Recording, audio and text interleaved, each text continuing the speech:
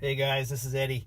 Hey, I got a 2017 Honda Ridgeline and have a problem with the customer said that the push button start doesn't always start the engine. Sometimes she'll push it and the lights will just come on.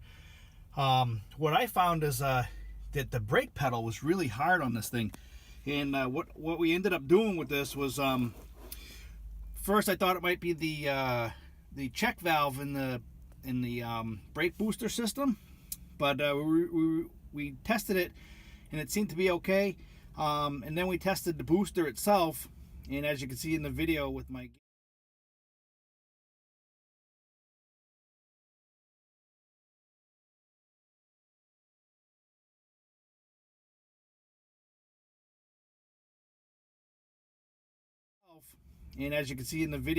gauge and stuff, the booster had a leak internally, so the brake pedal would get really hard. So we changed out the booster, and now the brake pedal, when you touch it, it goes down.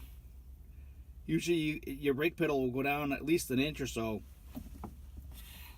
and you can also hear the air or the vacuum being released when you press the pedal.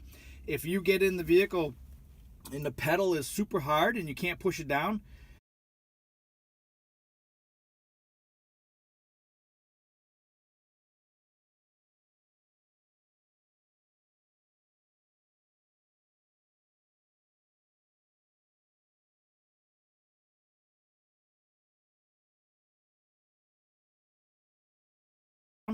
that might be your problem. If not, then you have something else going on with the system.